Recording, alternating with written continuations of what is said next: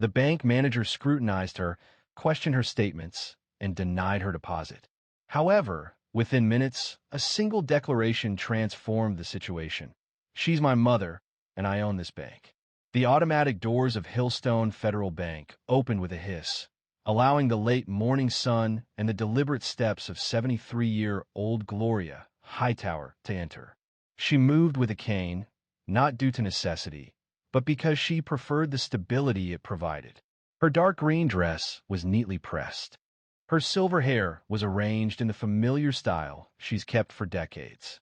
She held her purse in one hand, the other holding a check bearing her name. Gloria was familiar with this location. She had banked here for almost 15 years. The same branch, the same routines. She typically came in during the week, shortly after breakfast with friends at Janine's diner. However, something felt amiss today. The woman at the front desk hardly looked up when Gloria entered. Not even a greeting. That was out of the ordinary. Gloria dismissed it as insignificant. Perhaps the staff was understaffed.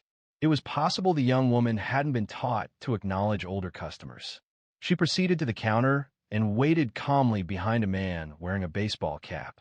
After several minutes passed, and when it was her turn, the teller, a young woman, approximately early 20s, offered a hesitant glance over Gloria's shoulder, then murmured, "One moment, please."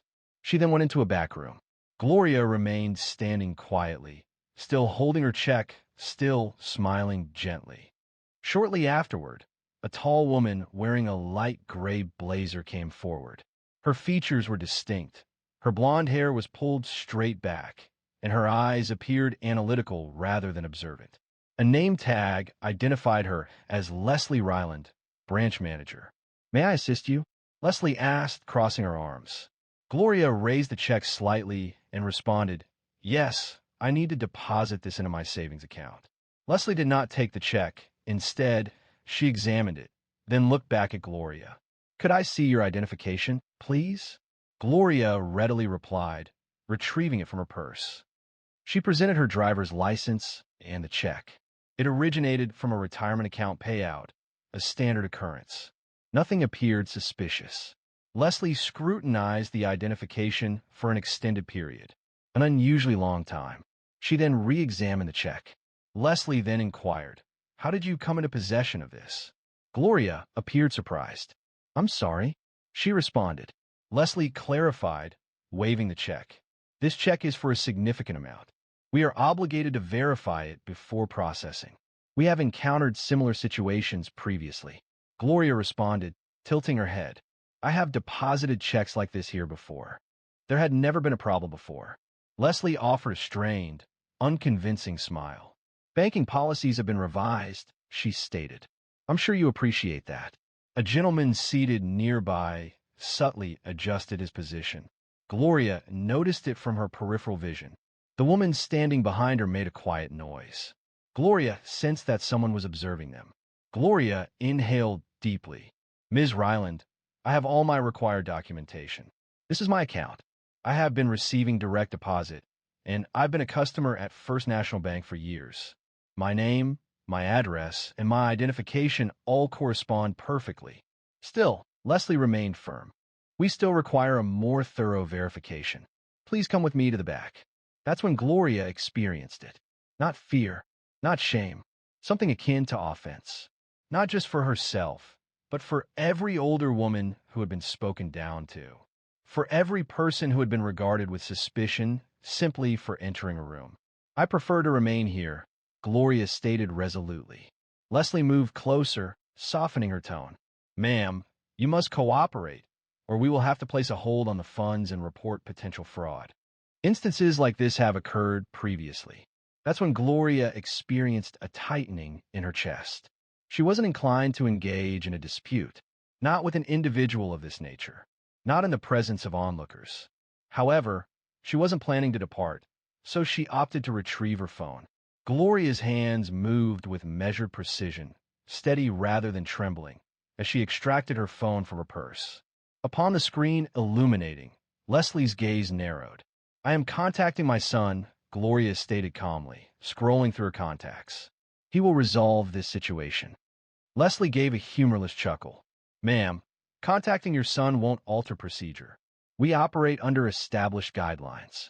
If there's no cause for concern, there's no need for alarm. Gloria didn't respond. She simply raised the phone to her ear and moved a pace to the side, distancing herself from the counter. She was weary of being addressed, as if she lacked understanding, as if she were incapable of handling her finances. Two tellers positioned behind the glass exchanged glances. The young man at the end of the line advanced a short distance, seemingly about to speak, but then stopped. The room was quiet, punctuated only by the gentle clicking of keyboards and the quiet whir of a copier in the corner. "Hey, baby," Gloria said into the phone. "I'm at the bank. Hillstone on Meridian. They're having difficulty verifying my check again." She paused.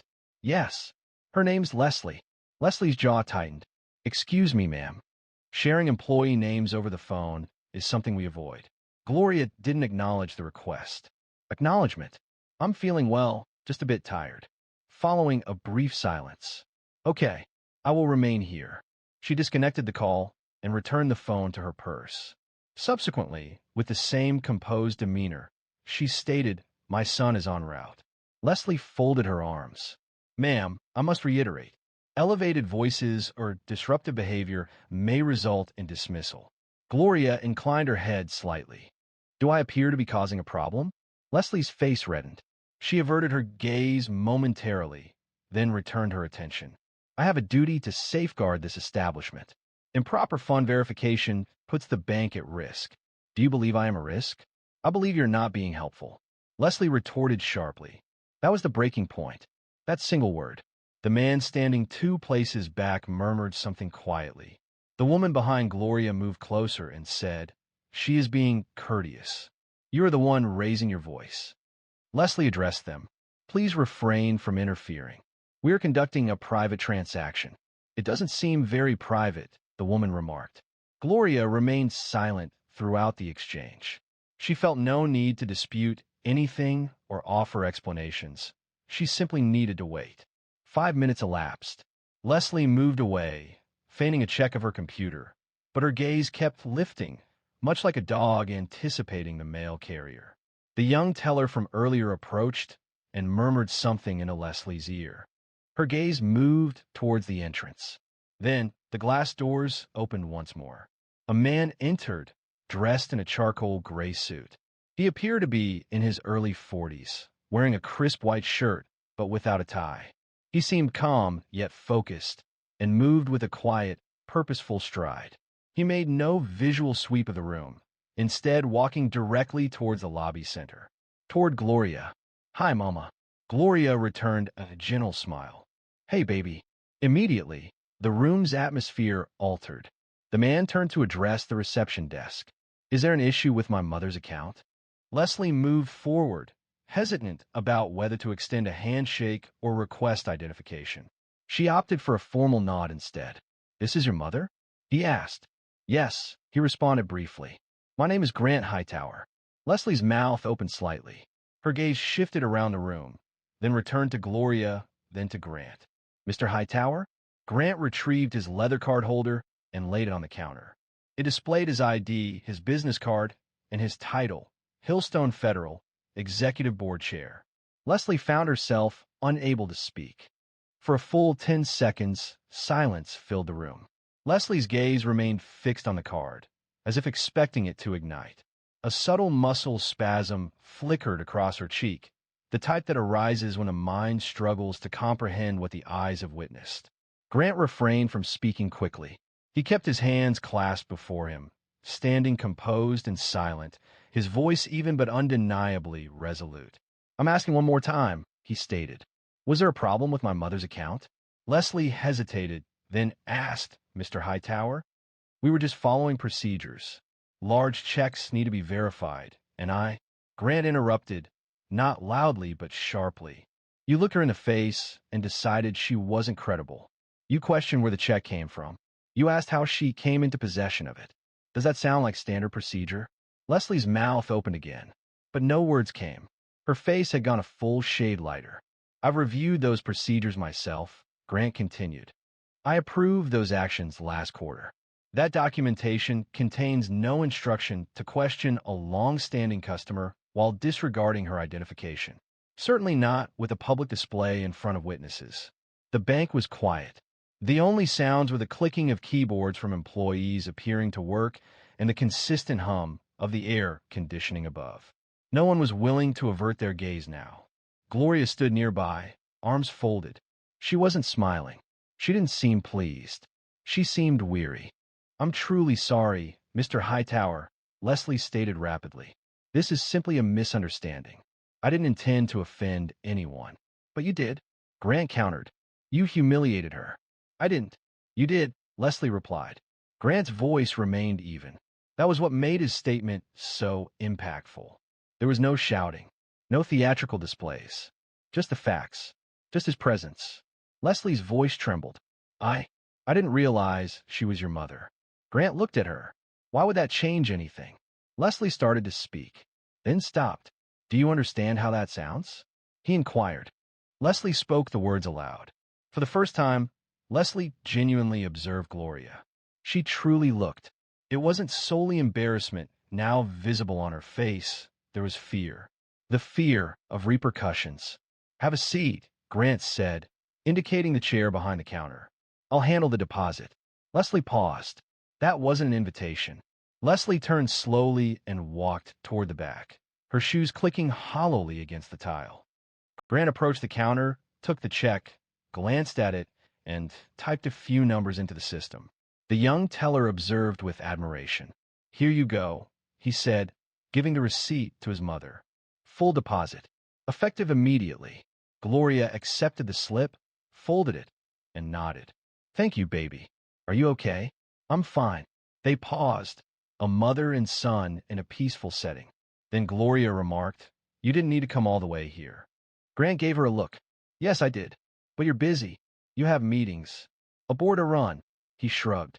"You managed a household for 25 years with one income, for kids, and a Buick that barely started. I can spare a few minutes." She chuckled softly. "You always were dramatic," he smiled. "And you always were the calm one." But the moment wasn't over yet. Grant turned slowly, letting his eyes sweep the room. The customers remained present, some appearing to examine their phones, while others paused during transactions, attempting to blend into the background while still observing everything. The woman positioned behind Gloria retreated slightly, creating room for them.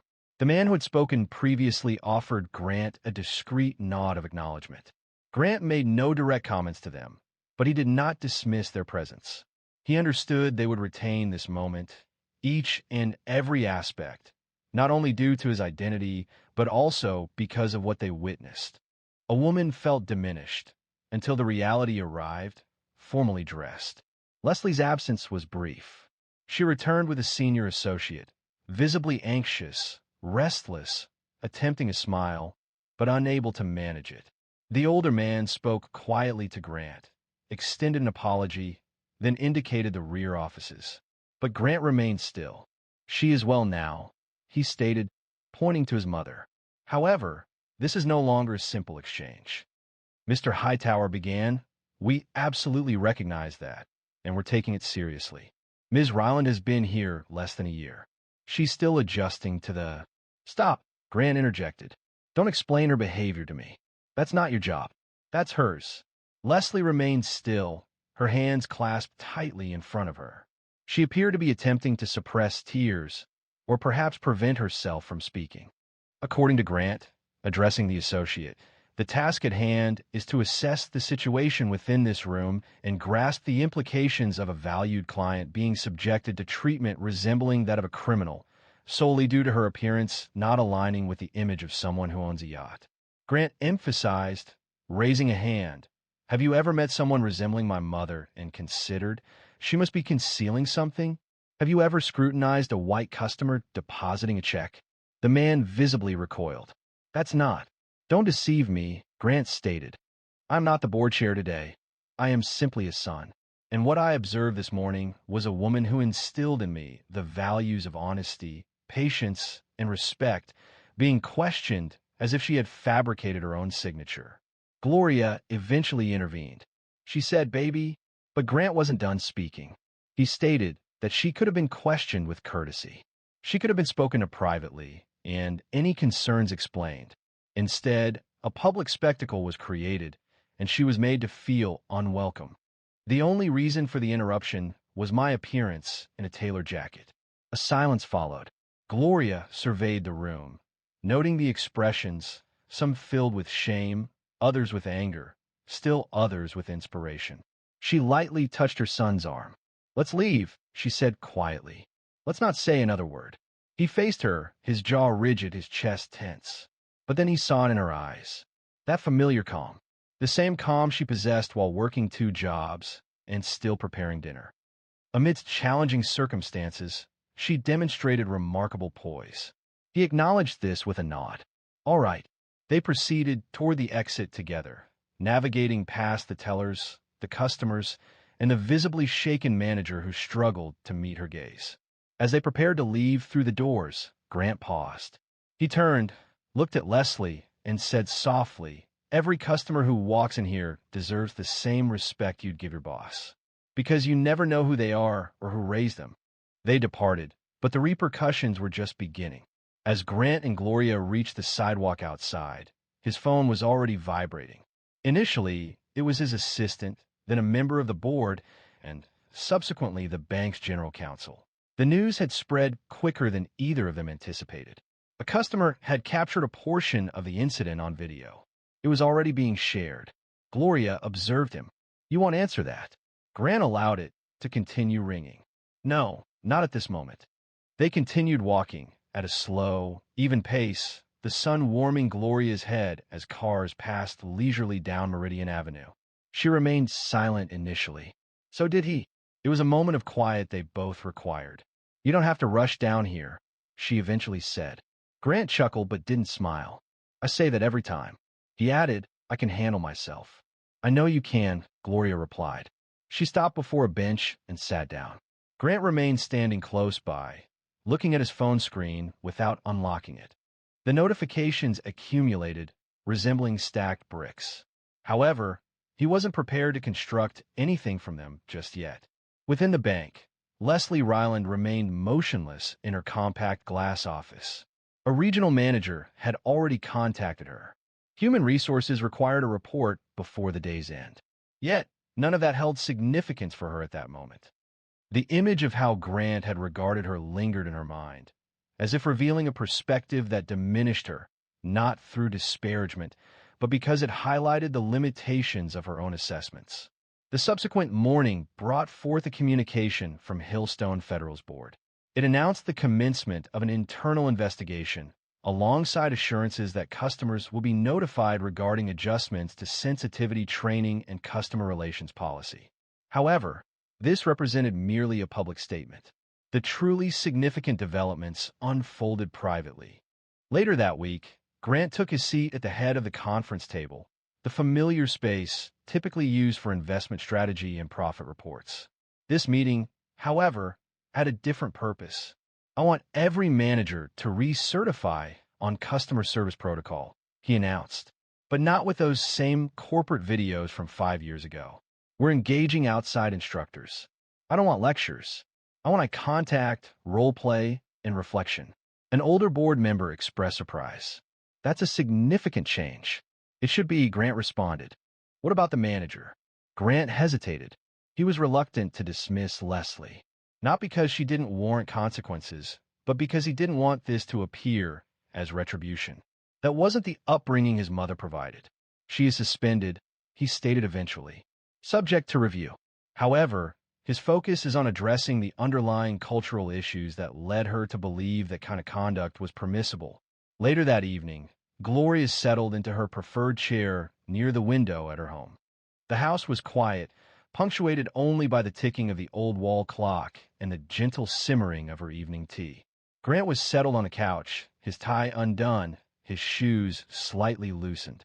"You handled it well," she said. He shrugged. "I let myself get angry." "You should have," he replied, looking up. "You're not upset," Gloria said with a wry laugh. "Darling, I've experienced far more challenging situations." She continued, "This isn't the first instance someone has attempted to make me feel like I don't belong, and it likely won't be the last. That's the most troubling aspect, Grant stated. She took a sip of her tea, acknowledging that this wasn't a new situation. You can't control how people treat you, Grant said, leaning forward, elbows on his knees. Only how you respond to them. Gloria smiled. I just dislike that you had to deal with that kind of behavior at this stage in your life. That's the interesting thing, she replied. The older I become, the less it affects me. What caused me pain wasn't her words. It was the fact that she believed she could speak to anyone in that manner. She paused. Perhaps now, she won't. Despite the difficulties, a positive outcome eventually emerged. The subsequent week, Gloria revisited the bank. She wore the same shoes and carried the same purse, but her demeanor had changed. Upon entering, every employee behind the counter visibly adjusted. The newly appointed temporary manager, Denise Alvarez, a woman with a quiet voice, approached the desk to greet her directly. Miss Hightower, she said kindly, we are pleased to see you. Gloria offered a slight smile. I'm simply here to withdraw some funds. Certainly, I will assist you myself. As they walked toward the counter, Gloria observed that the posters on the wall had been updated. The advertisements for loans and savings plans remained, but new posters, a series titled Respect is Standard, now hung near the front. Each featured portraits of real customers from the local community, all sharing the same tagline. We see you. We serve you. We respect you. It wasn't a complete solution, but it was a beginning. Denise processed her withdrawal, demonstrating patience and clarity. Straightforward and professional. Before her departure, Denise stated, we're holding community meetings beginning next month. These will be listening sessions. Grant asked us to invite value customers like you. Would you be willing to speak? Gloria expressed surprise. You want me to deliver a speech? The response came, not a speech. Simply share your story, however you prefer. Gloria considered the request. I will attend, but I won't present anything in a misleading way. That's precisely what they wanted. She left that day not feeling entirely satisfied, but she felt acknowledged. And at her age, that carried weight. Later that evening, Gloria sat across from Grant again, this time at a quiet booth inside an old barbecue joint in Fort Worth they both liked. It smelled like hickory and cornbread, and nobody there seemed to notice what either of them did for a living. You remember that day you got in trouble in 7th grade? She asked suddenly, picking at her baked beans. Which one? The incident with Mr. Hale came to mind. He accused you of plagiarism regarding your paper. Grant sighed. Yes, he recalled. You returned home holding that paper, visibly upset. Tears streamed down your face as you insisted you hadn't cheated. And he believed you. Yet, he still made you rewrite the entire paper. He chuckled. You said that rewriting something sometimes demonstrates its originality. She affirmed exactly. Grant turned to her. But that's what happened? Gloria replied negatively. It seemed this occasion required assistance from another. He paused, allowing the statement to resonate. Then she added, I didn't raise you to be rich, Grant. I raised you to be right. He glanced at her across the table, a palpable feeling just below the surface. I know, he responded. And sometimes, she continued, doing the right thing means you forfeit ease. You enter spaces that aren't welcoming. You voice your thoughts when silence would be simpler. And you visit the bank even when it feels demeaning. No matter the circumstance, it impacts those who care. He blinked once, twice, then smiled. You know, you really should speak at that meeting, she said. Oh, I will, Gloria replied. But I'm bringing my purse, my cane, and my full voice. No softening at this time. Grant laughed. You never softened it. You just made it sound kind. She grinned, then picked up her napkin and dabbed the corner of her mouth. Kind doesn't mean quiet. The situation didn't conclude there, as Gloria had further remarks. A community meeting took place 3 weeks later within a simple civic center located just off Lancaster Avenue. There were no special decorations and no filming crews were present. Instead, attendees found folding chairs, a podium, and a hand-painted sign that read, Listening Circle, Hillstone Federal Bank. Upon Gloria's arrival, the room was already half full, comprising both bank staff and customers. The gathering included older folks, young professionals, small business owners, and a few individuals she didn't recognize, presumably there to observe or report. She wore a cobalt blue blouse that highlighted the silver in her hair. She avoided flashy jewelry, opting for her usual pearl earrings, the same pair she wore to her granddaughter's graduation. Upon her arrival, the conversation quieted. People turned and heads lifted. Grant was seated near the front, but remained seated. He understood his mother didn't require an escort. Not on this day. When it was Gloria's time to address the gathering, she didn't immediately move to the podium. Instead, she positioned herself just beside it, close enough to be easily heard, but maintaining enough distance to make eye contact with everyone present without unnecessary ceremony. The room fell silent. She cleared her throat. I'm Gloria Hightower. I'm a retired school nurse. I've resided here for more than 40 years, and I'm a client of Hillstone Federal for almost 15 years. There were some nods, some quiet acknowledgments. I am here today because I was asked to recount my experience. However, this extends beyond what occurred that morning at the bank. That portion is straightforward. I experienced disrespectful treatment. I was questioned regarding a check bearing my name. I was made to feel out of place. This wasn't due to anything I said, nor was it due to anything I did. It was solely based on my appearance. Her voice remained steady. It didn't waver, but it resonated low, full, and unwavering. Initially, I wasn't angry. I felt pain. I was certain I had committed no wrongdoing. Nevertheless, someone deemed me questionable. Someone decided my dignity could be compromised. She paused, allowing those words to resonate. I intended to remain silent, simply contacting my son and waiting, calmly. However, I came to understand something later. People rely on silence when they behave in such a manner. They depend on our courtesy, our tolerance, our weariness. But occasionally, the most honorable course of action is to object. A hush fell over the room. My intention isn't to damage anyone's professional standing. This isn't about retribution. It's about achieving change. Not for my benefit. I am 73 years old and possess a sufficient understanding of the world. But for the individual who next enters a bank with trust and departs feeling diminished. A man positioned towards the rear dabbed at his eye. A woman seated across the aisle gripped her notepad without putting pen to paper. Gloria rested her hands in her lap. We reside in a nation that frequently discusses principles of equity, regarding values, regarding treating everyone equally. But those ideas hold no substance unless they manifest in everyday interactions. At the checkout, during phone calls, in the way we address someone who appears different. She glanced at Grant briefly. He offered no smile. He offered no nod. He simply observed her the way one observes a fire that warms and humbles simultaneously. Thank you for listening, she said, then stepped back without fanfare. The room did not erupt in applause. It did not require it. A few hands clapped gently. A few heads bowed. But what lingered was heavier than noise. It was reflection. After the meeting, people lined up, not for handshakes or photos, but to talk, to share. One woman said she'd experienced the same thing at a different branch. A young man said it reminded him of the way his grandmother used to be followed around stores. And the bank staff, well, most of them just said thank you, with eyes that conveyed more than their words.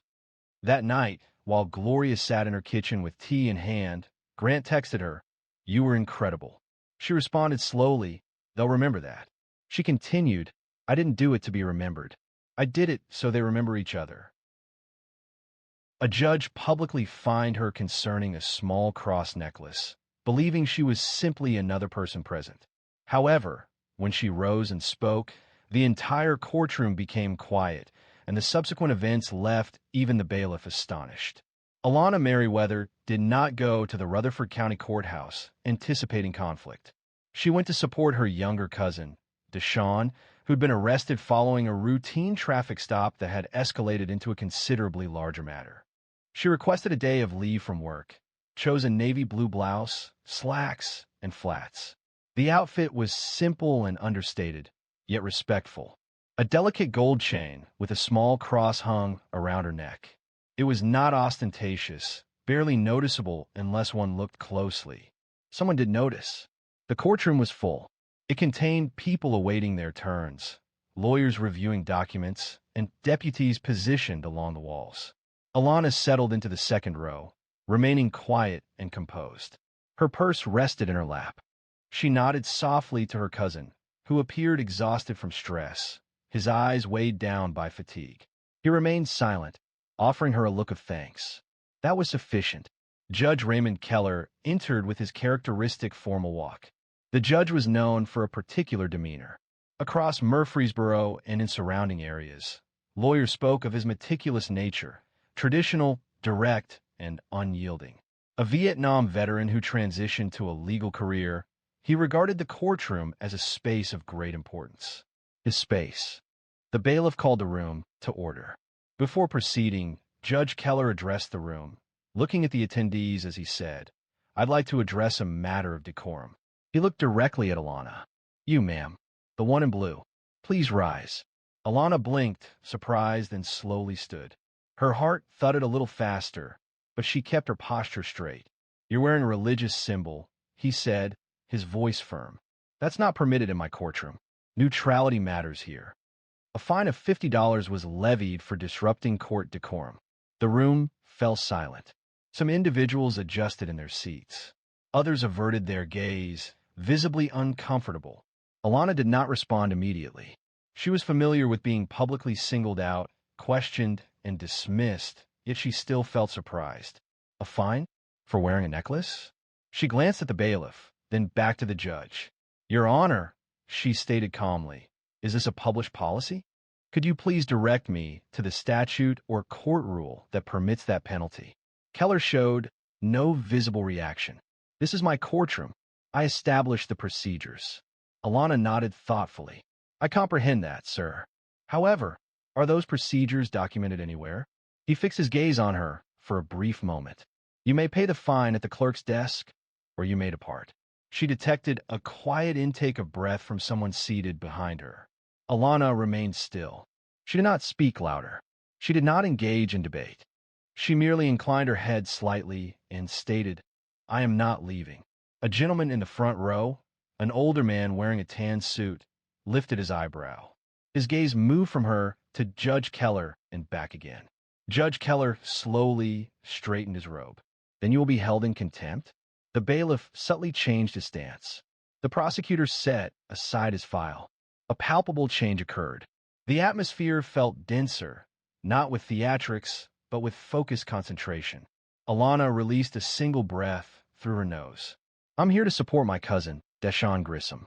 The charges are being formally presented today, and he requested my presence. I'm not intending to cause any disturbance, Your Honor. However, I contend that this fine is not only unjust, but potentially unlawful." Judge Keller moved forward a little. "Did you question my jurisdiction?" Her expression remained unchanged. "I am requesting an explanation of the policy and its legal basis." He hesitated briefly. It was slight, almost unnoticeable, but the pause was present. He did not anticipate that. "Who are you?" he inquired, his voice growing tense.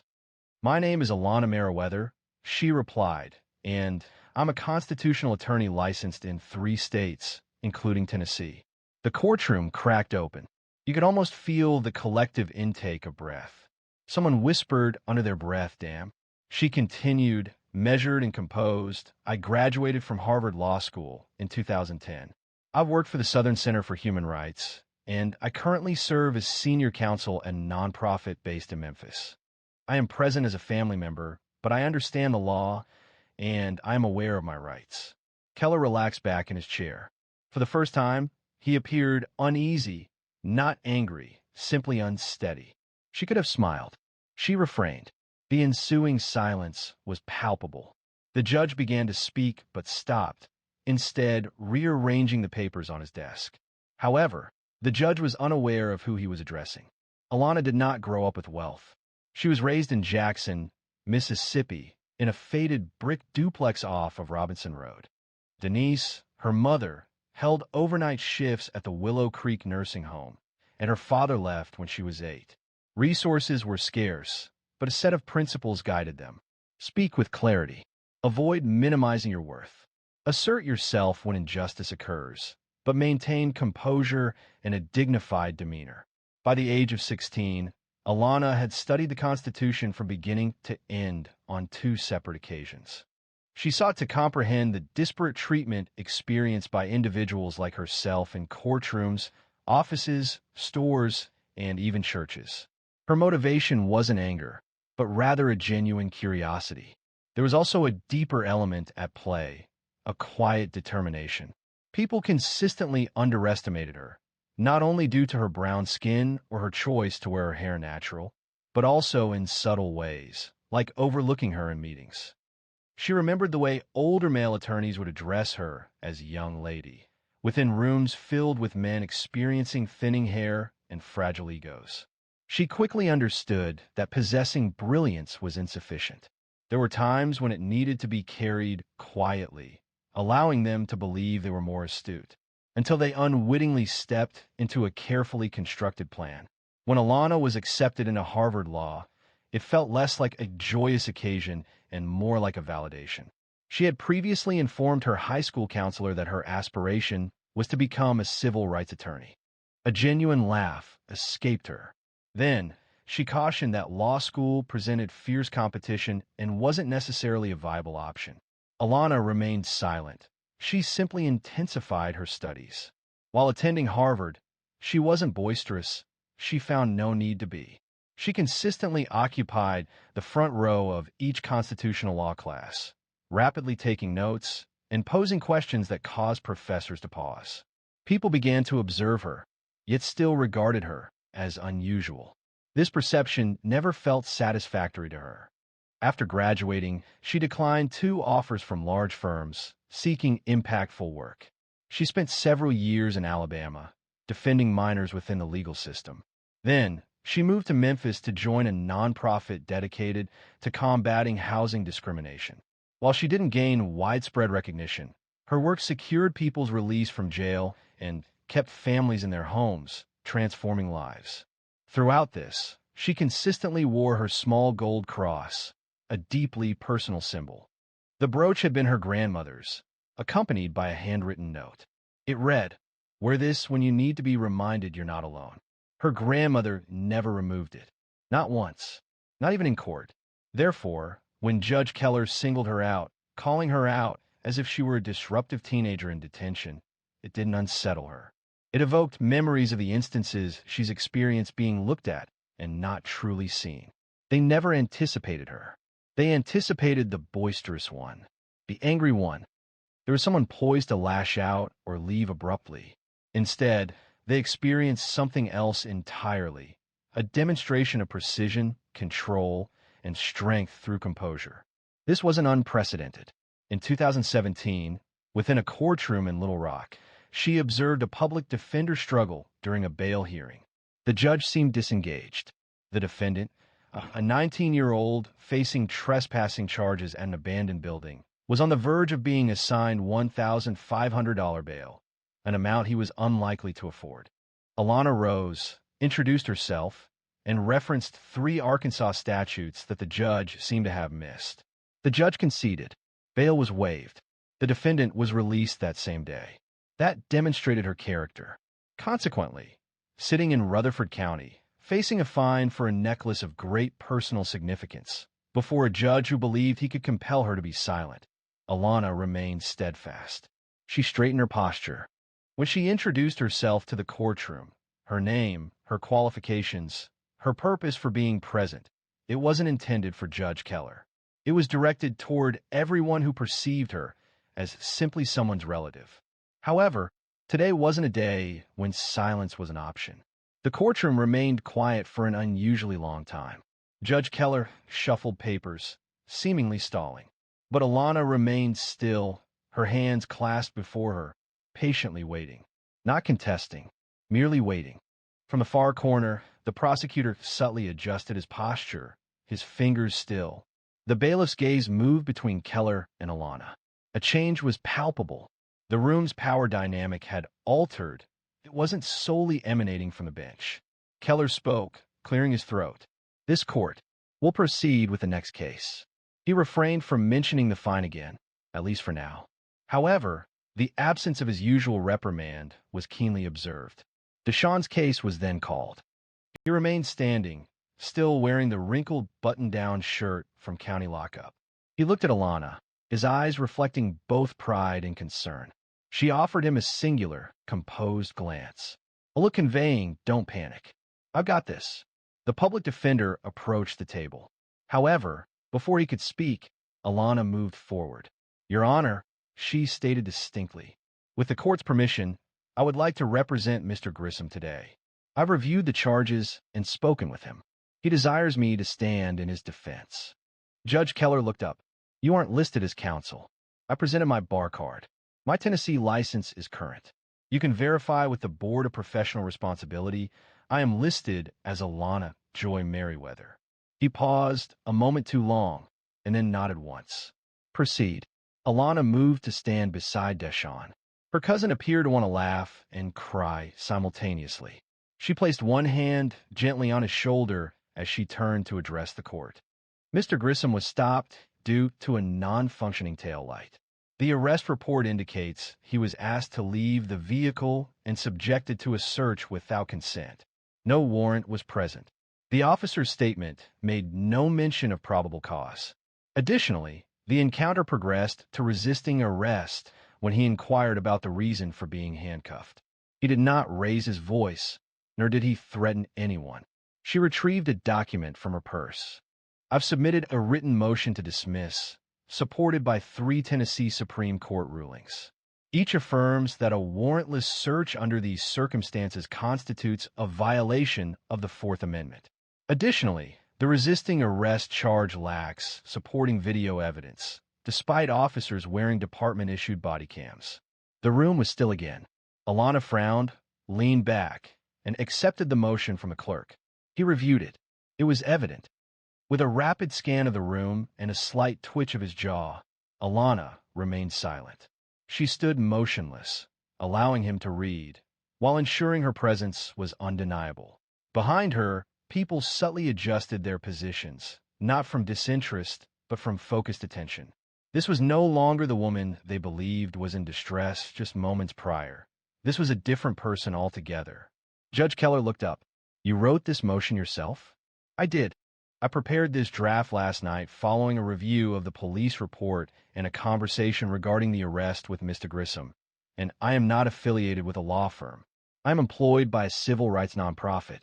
Our organization focuses on due process violations, housing discrimination, and wrongful convictions." The judge tapped the motion lightly on the desk. "Your client's record? No prior arrests. No violent offenses. He's a full-time electrician's apprentice, simply trying to get to work on time the day this occurred." Another long silence. Keller turned to the prosecutor. "State's position?" The prosecutor paused. "We'd be willing to dismiss the resisting charge, maintain the traffic infraction."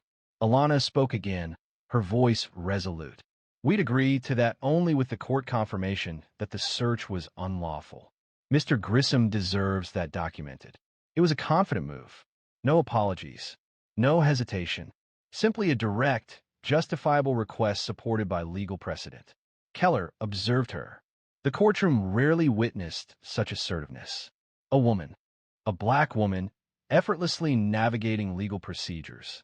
She did so without displaying anger or arrogance, simply presenting clear and precise facts. He adjusted his glasses. The motion to dismiss was granted. The traffic infraction remains with a warning, and no fines will be assessed. Alana offered a subtle nod, devoid of a smile or celebratory gestures. She then turned to Deshawn. "You're free to go." He paused momentarily, as if his body needed time to process the news. Subsequently, he left the defendant's table and embraced her firmly. A murmur rippled through the courtroom once more. It wasn't regarding the case itself, but about her. However, what Alana did next silenced everyone. Instead of returning to her place, she faced the bench, her voice remaining calm. "Before I sit down, Your Honor, I would like to formally challenge the fine issued earlier this morning." Keller visibly recoiled, as if startled. "Do you want to reopen that matter?" he asked. "Yes, sir," she replied. "You stated that religious symbols were not permitted in your courtroom. However, unless this courtroom is functioning under martial law, the First Amendment remains applicable. Her tone was measured. She did not need to raise her voice. In County of Allegheny versus ACLU, the Supreme Court underscored the requirement for government institutions to maintain neutrality rather than hostility towards religion. Prohibiting a small cross pendant, particularly from an individual who is not testifying or speaking to the court at that moment, does not represent neutrality. The action appeared as targeted suppression, and the gallery had gone completely still. Alana advanced 1 foot. Additionally, there was no written policy displayed, no public signage indicating the ban, and no prior warning provided. I am found without citation, without precedent, and without any attempt to verify my intent or role in the proceedings. Keller adjusted in his seat. His face had lost some of its typical composure. One could observe something stirring behind his eyes: calculation, doubt, perhaps even shame. Are you suggesting the court violated your rights? He inquired. Alana remained motionless. I am not making accusations. I am presenting established facts. I request the fine be rescinded, and the court record should indicate that this incident transpired outside established protocol. The prosecutor glanced up momentarily, then resumed, looking down. The bailiff's hands were now clasped before him, his jaw tense, and his posture more formal. Keller hesitated before replying. He fixed his gaze on her for a prolonged, intense period. Then he announced, "The fine is withdrawn." This wouldn't be documented. Alana offered a brief nod. "Thank you, Your Honor." She pivoted and proceeded to her place with composure. Murmurs arose once more. However, this time, they weren't filled with uncertainty.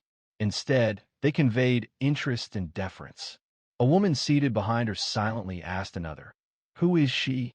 Alana remained uninvolved. She simply took her seat, retrieved her notebook, and gently opened it to a fresh page. The judge, for the first time that morning, seemed to be truly contemplating. His movements became more deliberate. He examined the files with greater attention. The issue he's ignited by the fine for the necklace had escalated. It had become something more significant. The prosecutor spoke quietly to the bailiff, who acknowledged with a nod and jotted a note. The shift was noticeable. Court reconvened. Several more cases were heard.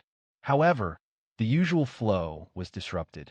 The observers were no longer focused on the legal charges. Their gazes repeatedly returned to Alana Merriweather, the woman who had corrected a judge without raising her voice. 30 minutes elapsed. Then, unexpectedly, Judge Keller called for a brief recess. He rose and exited through the side door silently. Alana remained seated. The bailiff approached her slowly. "Mom," he said, softer than previously, "may I pose a question to you?" She turned her head slightly. "Of course. Did you anticipate that occurring? Regarding the fine? Concerning everything?" Alana emitted the slightest laugh through her nose. "No, I was unaware of that, but I wasn't willing to ignore it." The bailiff touched the back of his neck. "I've been here for 8 years," he said. "Never seen him back down like that." "He's not a bad man," she said softly. "But power without accountability is dangerous," he agreed. It wasn't a matter of obligation, but comprehension. Further down the hall, 2 court reporters spoke quietly. The younger one appeared visibly shaken.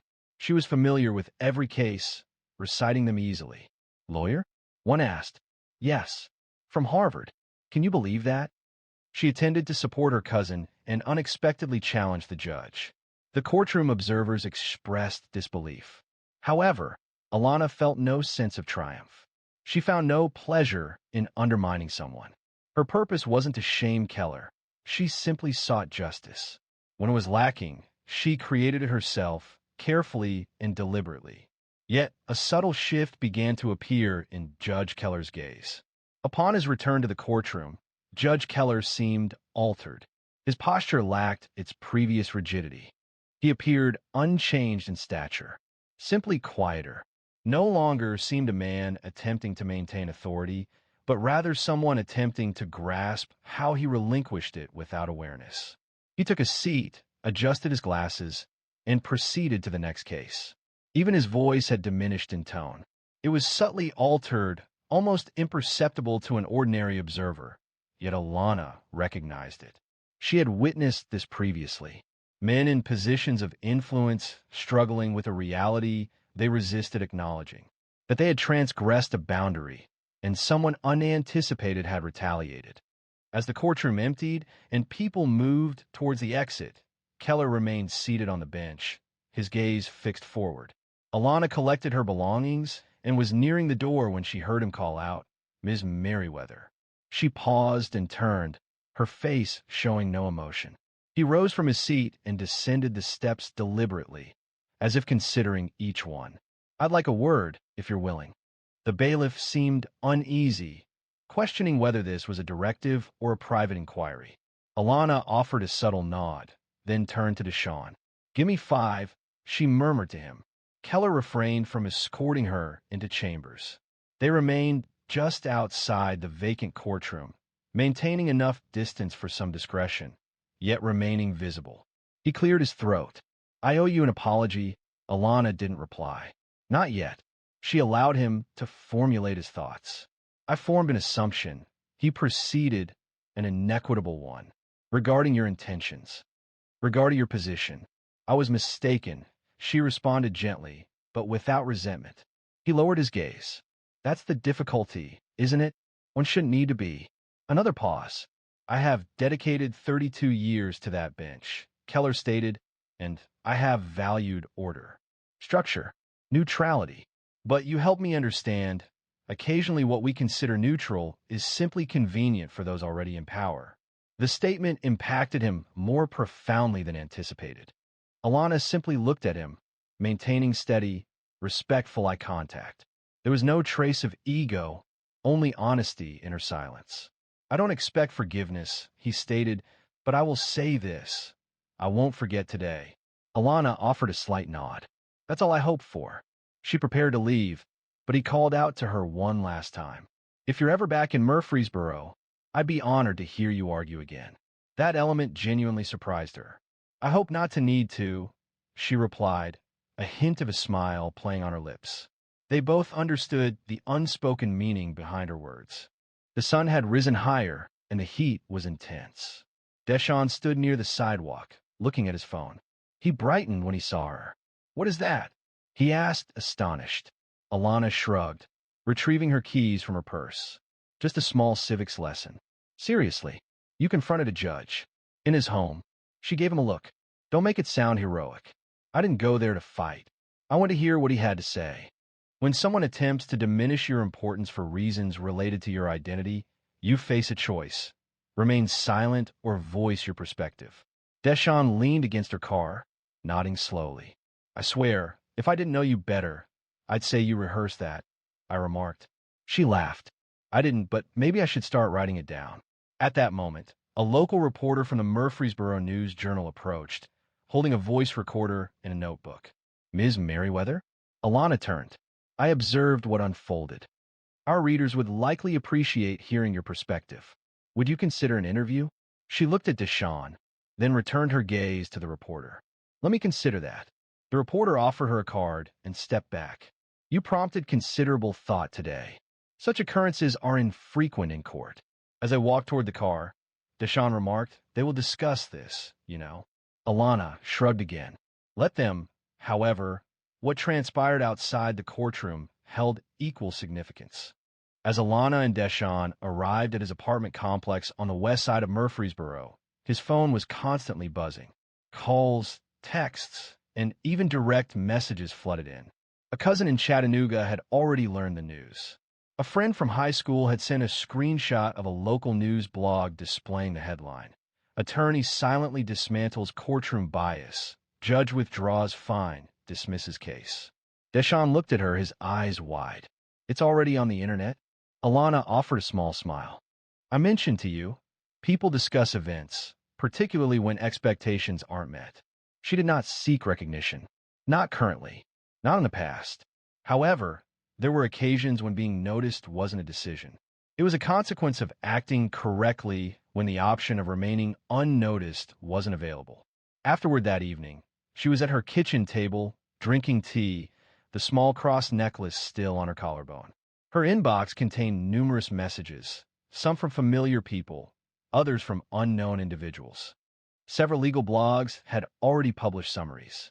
A user on Twitter had shared a clip from the live stream, adding the caption, "This is how you correct injustice," without ever raising your voice. However, Alana wasn't paying attention to any of that. She was considering a statement from Judge Keller. What we often consider neutral is simply convenient for those already wielding the authority. That observation resonated with her. She recalled her childhood, holding her grandmother's hand during evening church service. The pastor's words resonated. Sometimes the loudest thing you can do is not shout. It's stand. Initially, it seemed like a poetic statement. Now it felt genuine. The following day, she returned to her position at the nonprofit office in Memphis. Her colleagues did not alter their behavior toward her. There were no celebratory balloons or enthusiastic applause. Instead, one of the interns presented her with a file and requested she review a housing complaint by noon. She appreciated the normalcy of it. Information still circulated, even without her direct involvement. A week later, she received a call from the Middle Tennessee State University Law Department. They were planning a community forum concerning courtroom ethics and bias, and a member of their board had recommended her as a speaker. She nearly declined. Nearly. Then she recalled the courtroom, the shift in people's gaze when they recognized her as an individual, and how many others remained voiceless, awaiting someone to advocate for them. Consequently, she consented to participate in the forum. 14 days later, a pastor from a church in Smyrna contacted her. He requested that she address their youth group regarding the law, its true meaning, its protective function, and how it can be applied equitably if individuals understand how to ensure its accountability. She accepted the invitation. She continued to agree, not due to enjoying the focus, but because the narrative was no longer solely hers. It belonged to all who had ever occupied the rear of a courtroom and considered, "They won't hear me." She had never shared this with Keller. However, that day had also altered her. She frequently reflected on him. She questioned whether he retained that moment within his memory as she did. If he ever observed someone in his courtroom differently afterward, perhaps with increased consideration, perhaps with a touch more humility. She hoped so. One Friday afternoon, as she was leaving the office, she noticed an envelope affixed to her door. It bore no name and no return address, only her name typed neatly. Inside was a brief note that read, "Ms. Merriweather, I've revised the courtroom conduct guidelines. Religious attire or symbols, unless disruptive, will no longer be penalized." That was all. There was no apology. No signature appeared beyond the initials. Yet it was sufficient. She folded the note and placed it within her grandmother's Bible. Alana Merriweather didn't seek recognition.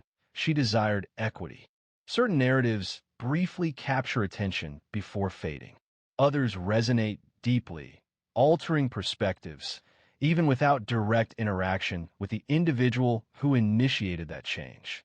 For Alana Merriweather, that courtroom moment represented not a culmination, but a segment within a more extensive narrative.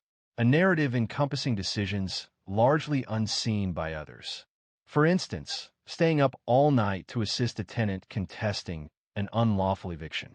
Dealing with late-night calls from worried mothers whose sons were detained without bail. Or traveling 3 hours to a courthouse in Jackson simply to observe a judge who was reported to be unfairly treating defendants with limited financial resources. She made no introductions. She simply observed, documented her findings, and waited for discernible trends to emerge. When questioned about her composure and restraint in the face of disrespect, she consistently replied, "I know what I carry." She didn't need to demonstrate its weight to show it was heavy. That courtroom didn't alter her. It simply reinforced why she selected this profession initially. Not for recognition, not for retribution, for respect. She had no desire to embarrass Judge Keller. She aimed to make him consider. And in that, she was successful. Some time passed, and during a talk with a group of teenage girls at a public charter school in Memphis, one of them asked, "Weren't you the woman who spoke directly to the judge and caused him to appear mistaken?" Alana responded with a smile. "I didn't speak directly to him. I spoke with purpose. And I didn't cause him to appear mistaken. I offered him an opportunity to reconsider." The girls seemed surprised. Isn't that essentially the same thing? Alana replied, not in the slightest. Several of the girls chuckled, but a few seemed to take her words to heart. Those were the ones she intended to reach. She continued, the goal isn't to win arguments. It's to win ground, so the next person doesn't have to fight the same fight. That resonated with them, just as it resonated with her. She understood her story might disappear from news feeds. The tweets, the blogs, the clipped videos, they'd all be lost eventually. But someone would remember. Someone in the gallery who witnessed that moment unfold. Someone who'd felt invisible that day and walked out feeling a little stronger. That was sufficient. Some individuals enter a space seeking attention. Others, like Alana, enter, communicate with precision, and leave a lasting impact. The gold cross remained a daily adornment. She would be prepared again if another courtroom attempted to challenge its presence. For invariably, someone will attempt to diminish you to align with their expectations. And equally, a decision will always present itself, to diminish or to stand, to speak or to allow silence to convey your message. She elected to stand, with insight, not with empty words, not with arrogance, but with a clear objective. And that's what caused people to recall, not that she achieved victory, but how she achieved it. If this narrative resonated with you even slightly, if it prompted thought, emotion, or introspection, then please don't keep it private. Subscribe, distribute it, and help spread it. You never know when your steady voice might be the one that transforms the atmosphere. He entered the bank, his appearance marked by a tattered coat and old shoes. People assumed he was simply another person experiencing homelessness. Then, he spoke calmly, stating, I own the land this building sits on, and presented documentation to support his claim. The door's chimes sounded as it always did upon entry, yet few people acknowledged it. They barely glanced up. A few fleeting looks were all it received. One woman subtly shifted her position to observe him before returning to her computer screen. Another took a sip of her coffee and rolled her eyes, murmuring something to the teller beside her. A man entering the space appeared out of sync with the surroundings, not threatening, simply different. The environment consisted of shiny glass, polished tile, and Bluetooth headsets visible behind the counters. This was Morris Coltrane Langston, age 62, with a thick gray beard. His coat was 2 sizes too large, and his jeans suggested a past no one wished to explore. He moved deliberately, not due to age, but with caution. Each step felt significant, as if he were assessing his place within the setting. He approached the counter where Brittany was working. She offered him a brief look. Sir, a bank card or ID is required for withdrawals, she stated plainly. Morris offered a gentle smile, though it seemed weary. I don't require a withdrawal. I need to discuss property, he said. Brittany's eyes widened slightly. She glanced at her colleague, who was visibly trying to contain laughter. Property? She asked. Yes, he confirmed. I believe I own the land this bank is built on. At that moment, the laughter erupted. The message originated from Cliff Yarrow, the assistant branch manager, who had approached, arms crossed. Cliff was a man who displayed his authority prominently. He made no attempt to conceal his amusement. Sir, I believe you are at the incorrect building, Cliff stated. This is not the county records office. You cannot simply enter and declare ownership of a bank. I did not say I own the bank, Maurice responded, his voice quiet. I said I own the land. There's a distinction. Now, all eyes were upon him. The security guard, identified as Lee, who typically appeared to be checking his phone near the door, stood up straighter and moved forward. Cliff questioned, Do you have any paperwork to back that up? Maurice slowly reached into his coat pocket. For a moment, Lee reacted, conditioned by experience to anticipate a potential threat when a black man reached into a pocket. However, Morris's movements were unhurried and non-threatening. He carried the envelope deliberately, as if accustomed to it. He produced a thick, crumpled packet. The pages were yellowed with worn edges, having been folded and unfolded numerous times. At the top, it read, Franklin Delroy, 1913 land deed. Below that were stamped legal seals and notary signatures. I've held on to this since my father passed, I said. And he kept it since his father passed, Maurice added. The deed belonged to a black-owned cooperative that obtained plots throughout this section of Knoxville during the Reconstruction era. I tapped the envelope gently. This confirms my grandfather did not sell the land. It was leased. Ownership returned to us following a default, though this information was never shared. Brittany's smirk disappeared. Lee stopped scrolling. Cliff cleared his throat. I believe it's time for you to leave, sir, he stated. I think it's time someone examines the contents, Maurice said calmly. Then, an unexpected event occurred. A man from the office furthest to the left, John Delgado, the branch manager, emerged. He had been observing through the glass for the preceding few minutes. He requested the documents. Morris provided them immediately. John escorted them back to his office. A period of silence followed, lasting briefly. Subsequently, 5 minutes elapsed, then 10. Eventually, John appeared. His expression was altered. Connect me with regional compliance on the line. Immediately, he stated. As phones began to ring and conversations grew concerned, Maurice remained still at his position by the counter. He was anticipating something, and they all understood, instinctively, that it wasn't a monetary request. Cliff walked back and forth behind the teller row, massaging the back of his neck, as if that would aid his comprehension of what he's heard. John Delgado continued on the phone, speaking in brief, strained sentences to someone at corporate. His office blinds were partially closed, but every few seconds, a glimpse of his face emerged from the gap. He wasn't smiling anymore. Brittany stood uncomfortably at her station, looking sideways at Maurice, who hadn't moved from his position. His hands were folded, and documents rested gently on the counter in front of him. Do you want to sit down? She finally asked, her voice softer. Maurice shook his head. I've done enough sitting in my life. A man in a tailored suit and thick-rimmed glasses walked in briskly from the back entrance. His ID badge read Gerald Tisdale, Regional Property and Compliance. He went straight to Delgado's office without a word. Moments later, John opened the door again and waved for Maurice. Sir, would you mind stepping in for a moment? Maurice nodded once and retrieved his envelope.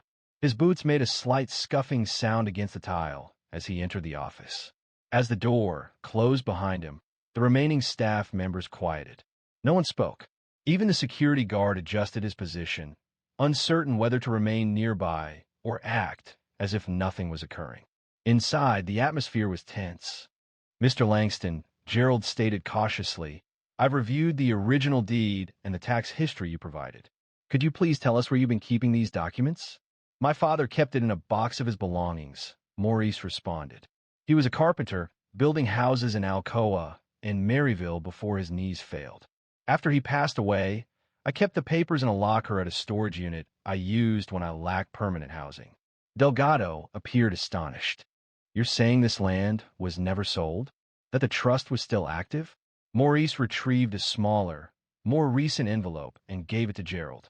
Inside was a typed letter from a small firm in Chattanooga, a probate specialist named Lena Fry, confirming the lapse in city filings and the reversion clause in the original agreement. The letter was dated 6 months ago.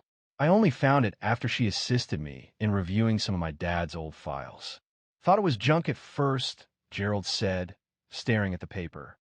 His mouth opened a little, but he didn't speak. Legally, Maurice explained, this building stood on land that was part of my grandfather's estate. The lease agreement had been temporary. As the bank underwent mergers and changes in ownership over the years, the arrangement wasn't renewed. They simply built on the land, presuming no one would inquire. Delgado rubbed his temple. That represented decades of transactions, Maurice stated, and not a single one examined the records far enough back. Everyone seemed to think the past had resolved itself. Gerald rose quickly and gazed out the office window. We need to involve legal right away, he stated. Already done, John responded quietly. A voice drifted from outside the office, speaking too loudly. Why would a homeless man return for this now? What would he possibly do with a piece of land beneath a bank? Inside, Maurice noticed. He glanced towards the window, then resumed looking at Gerald. I didn't come for money, he said. I came seeking the truth, and perhaps a measure of respect. Gerald turned, finally meeting my eyes. There was a pause. You are not wrong, But while discussions focused on compliance and liability, something else was unfolding in the lobby. Whispers had escalated to murmurs, and one employee was already texting someone outside the bank. The story, as it turns out, began long before Maurice ever entered that bank. Prior to the advent of smartphones, before suburban expansion consumed agricultural land, before the concept of a man like Maurice could be envisioned, standing serenely with a document, contesting the very core of a multi-million-dollar organization. In 1913, Franklin Delroy, Morris's grandfather, was 23 years old and already recognized within Blount County for his skilled workmanship. His hands constructed churches, schoolhouses, and porches that remained standing a century later. Unbeknownst to many, Franklin was also a member of a discreet, close-knit group of black tradesmen, farmers, and ministers who combined their resources to purchase land. The purpose wasn't financial gain, but a matter of dignity. They identified as the East Bluntland Cooperative, and throughout the years, they obtained small plots on the periphery of what was then essentially cow pasture. However, Franklin, ever the visionary, included a specific provision in his deed. Should the land ever undergo development, leasing, or a claim by another party without a sale, ownership would return to his descendants after a specified duration. In 1927, a lumber company made a payment to lease the land for a limited time. Subsequently, a warehouse was constructed, followed by a small credit union. By the 1970s, that credit union had transformed into a regional bank. And when it was acquired again in 2003, all of the original documents were misplaced, overlooked, or lost within the new ownership. The Delroy family was never notified. Franklin was gone by that point. Morris's father, Jasper Langston, attempted to preserve the family's history. However, circumstances grew difficult. Employment opportunities disappeared, and Jasper began drinking. The traditional stories evolved into mere bedtime stories, losing any sense of verifiable truth. Morris recalled sitting on the porch in his youth, listening to his dad describe the plot by the rail tracks that Granddaddy owned. Yet, it held little significance for him. The stories remained just that, stories, until he matured and understood how families like his were frequently excluded from their own history. In 2020, when COVID caused widespread closures and Morris was residing in a church basement in Sevierville, he finally sorted through the last of his father's possessions. Among them, he discovered the original deed carefully wrapped in wax paper, and within it, a small note written in his dad's handwriting. If you find this, don't let him tell you we didn't leave anything behind. Morris took that note with great importance. He dedicated months to research at the public library. He made trips to the county clerk's office. He consulted with Lena Fry, the probate attorney who remained professional when he shared the story with her. She located the land records and carefully compared parcel numbers, and she verified his findings. The land, now valued at millions, had been leased, not sold. The original clause remained in effect. No legal purchase had ever occurred. Consequently, after years of homelessness, this situation seems quite unusual. Morris entered the building constructed upon his grandfather's land and stated something unexpected. "I believe this belongs to me." At the bank, John Delgado now had the documents spread across his desk. They contained a century's worth of signatures, carbon copies, and ink stamps from courthouses that no longer existed. Gerald, the regional compliance officer, examined one page as if it had committed a personal offense. According to this clause, he stated, the property returns to the original family if the lease expires without renewal or sale. John confirmed this had occurred twice, and the family was not notified. That's correct. A significant silence followed. Then Gerald quietly expressed concern, saying, "We're in trouble." Maurice remained seated opposite them, silent. He showed no sign of a smile.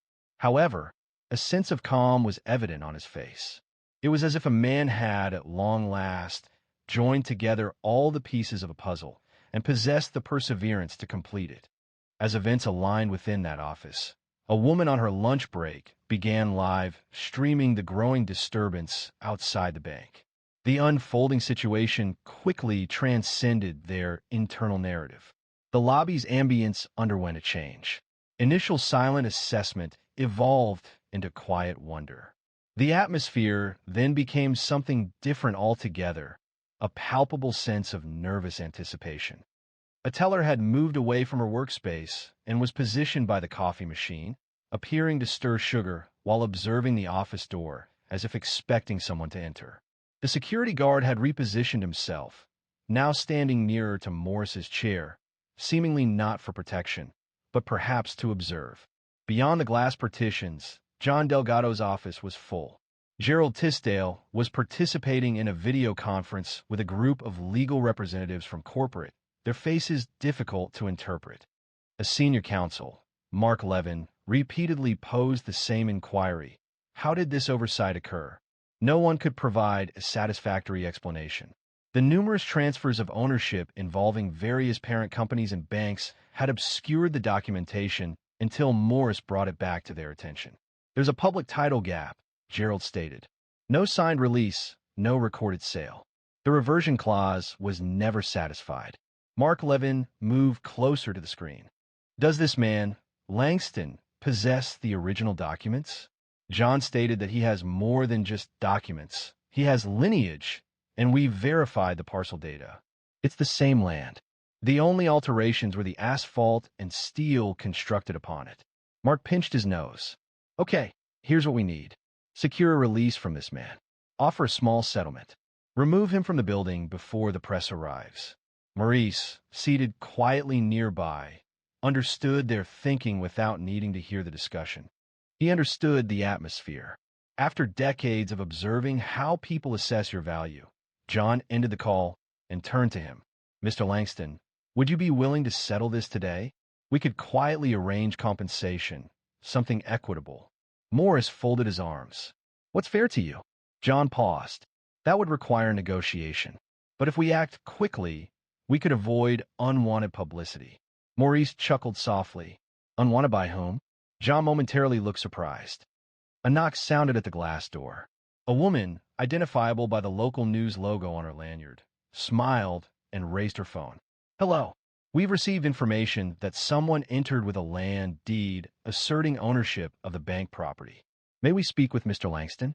John's face visibly drained. Who informed you? A voice from the lobby murmured. The live streams have exceeded 12,000 viewers. Morris rose to his feet deliberately. There's nothing to be concerned about. I'm not intending to cause a disturbance. Gerald approached. Mr. Langston, please understand that this situation requires careful handling. It would benefit everyone involved if we could maintain discretion. I attempted a subtle approach, Maurice stated. I'm accustomed to quiet. It defined much of my existence. It yielded no progress. A pause settled over the group. Gerald seemed poised to object, but a palpable truth lingered, inescapable. Returning to the lobby, Brittany spoke softly to Maurice. The amusement had vanished from her face. Do you truly possess this? She inquired.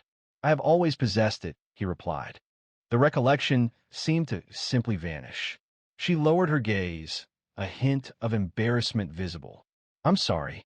Morris's expression eased a little. It's not your fault. You were instructed on how to behave when someone like me enters. The bank's doors opened once more, and 2 additional reporters entered. A man carried a boom microphone over his shoulder. Another began recording with his phone. Cliff attempted to block their entry. This is private property. A reporter responded, observing Maurice. Not for long. As inquiries began from the media, Maurice did not seek attention. He instead glanced back at the familiar envelope he held, the one that held his family's history across generations, and understood it was time for the world to know it. Maurice needed no microphone. He needed no formal announcement.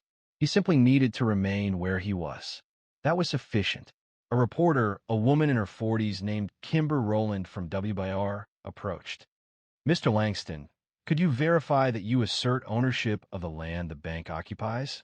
Maurice met her gaze, unwavering. I'm not asserting anything, he stated. I'm presenting facts, and the document in my hand demonstrates what none of you ever took the time to investigate. Kimber nodded thoughtfully, recognizing the significance in his tone. What outcome are you pursuing with this? Maurice didn't respond immediately. He turned to address the increasingly large gathering. There were customers, employees, and security present, with some people watching from the sidewalk. What I'm hoping for, he said finally, is that the next time someone walks in looking like I do, maybe people won't react with amusement first. The silence that followed was palpable. The young man who had been laughing earlier near the coffee machine suddenly looked down at his shoes. Brittany tightened her grip on her ID badge and avoided his gaze. Cliff shifted uncomfortably and cleared his throat. Look, sir, I didn't mean any disrespect. You need to comprehend. We simply weren't prepared. There was laughter. Maurice intervened. You all responded that way.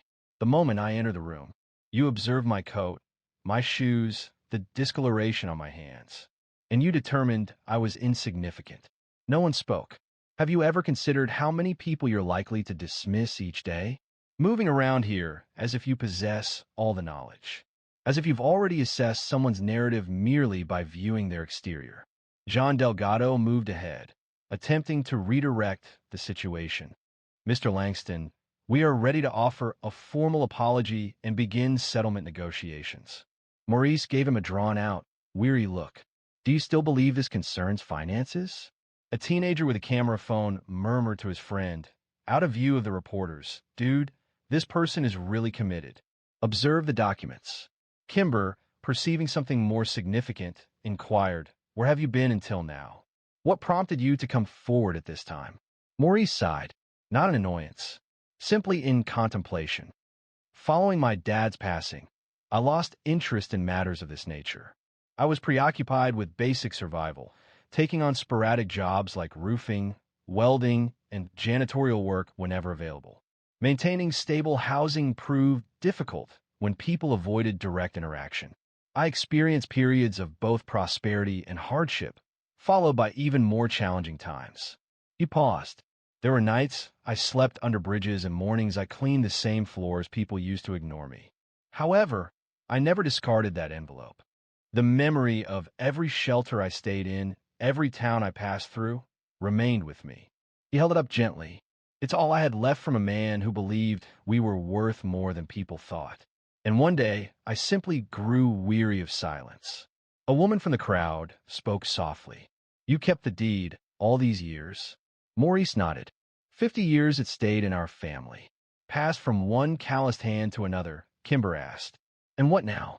He surveyed the bank lobby, his gaze lingering on each employee who had assessed him that morning. What now? He repeated. Now you recall my name. From a corner location, Gerald spoke to John. This is going to be a public relations disaster. However, the individuals within the bank weren't observing Gerald. They were observing Maurice. Truly observing. Some for the first time, as if a barrier had been removed. Not just from his narrative, but from theirs as well. You believed I was unseen? Maurice stated softly. I remained present. You simply didn't observe carefully enough. However, the outside world had already begun to notice. They perceived a man who brought more than just a deed to that building. He carried evidence that dignity isn't derived from affluence. It arises from steadfastly maintaining one's identity. By the following morning, the narrative had spread beyond state lines. Every local news station in Tennessee aired a rendition of it. Some reported inaccuracies. A report suggested Maurice had assumed control of the bank, a claim that proved false. Nevertheless, the message spread. Residents of Blount County, particularly older individuals, began searching through attics and storage boxes, questioning what they might have overlooked. College students shared excerpts online with accompanying text, such as this exemplifies generational theft. To them, Maurice wasn't a news item. He represented an alert and a sign. At the bank, the situation quickly worsened. Legal representatives from the corporation arrived from elsewhere. Security personnel were now joined by local police officers patrolling the parking lot, employed for crowd management. Demonstrators had assembled along the sidewalk, displaying cardboard signs. Their messages included phrases like respect land rights. Not just a deed, a legacy.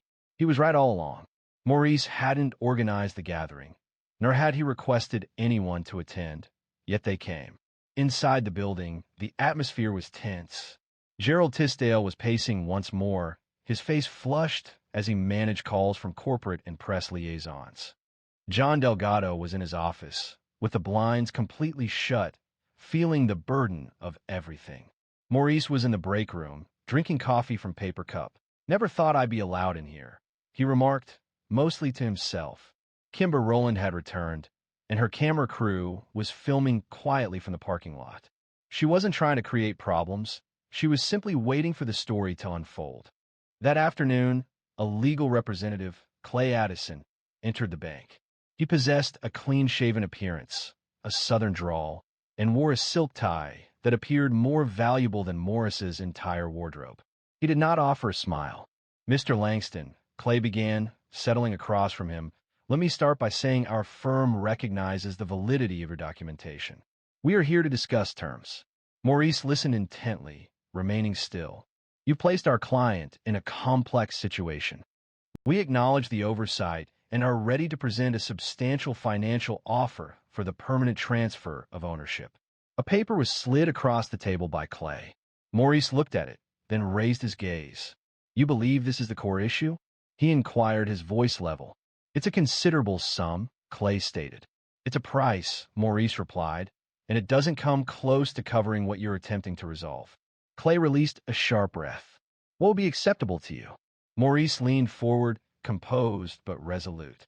"I want a plaque with my grandfather's name displayed out front. I also want the official record corrected with the city, and I want a foundation established in his name, one that provides housing for families who have experienced similar circumstances." Clay blinked. "Are you serious?" "I'm absolutely serious." There was a significant pause. Then Clay said, "I will present this to the board." "You please do that." Information about the negotiation became public the same day. And when it did, an unforeseen development occurred. People began making donations. People donated online, in person, and by check. One woman from Jackson traveled 2 hours to personally hand Maurice a $20 bill and express her gratitude for him, ensuring they weren't forgotten. The bank subsequently released a brief statement later that week, stating, "We recognize the validity of Mr. Maurice Langston's claim and are working in good faith to resolve this matter respectfully. We have deep appreciation for the legacy of Franklin Delroy and the community he helped build." While corporate and sanitized, this statement was unexpected. Regarding Maurice, there was no celebration. No press conference was held.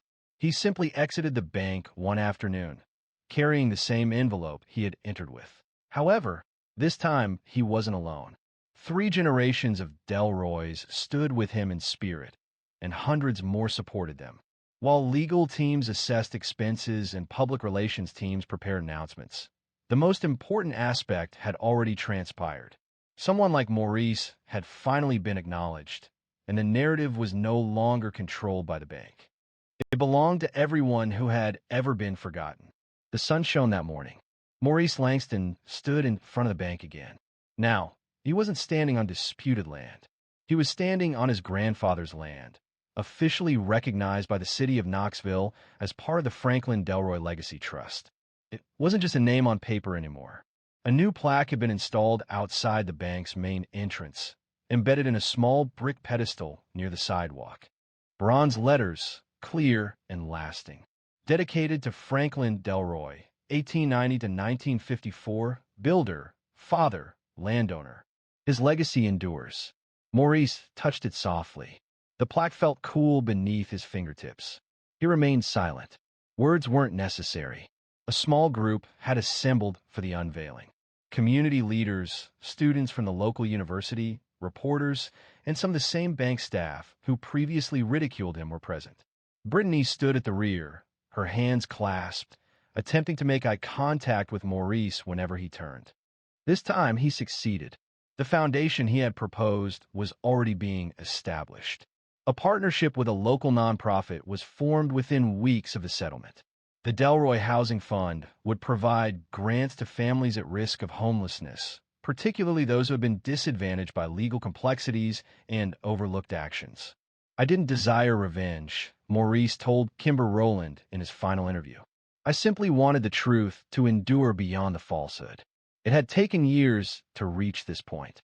For years, he had experienced being overlooked, marginalized, and disregarded. However, the instant he entered through those glass doors, holding a creased envelope and a legacy of suffering, things began to shift. And currently, he was simply a man identified by a name. He had acquired a modest, well-kept house not distant from the outskirts of Alcoa, close to the same areas where his father had previously constructed porches and fences. It wasn't elaborate, merely a neat area, a functional sink, a bed to relax in. Occasionally, he would sit on a plastic chair outside, sipping coffee and greeting children cycling up the slope. On other occasions, he collaborated with local high schools, discussing land ownership, family histories, and the consequences of oblivion with students. Preserve your documents, he advised them. Retain your names. Ensuring no one erases your people from the narrative. People now referred to him as Mr. Langston. At times, even Sir, but the designation he valued most was the one his grandfather had attained. Builder. It wasn't about buildings, but about something larger. Legacy. He never anticipated forgiveness from the bank. However, it wasn't necessary.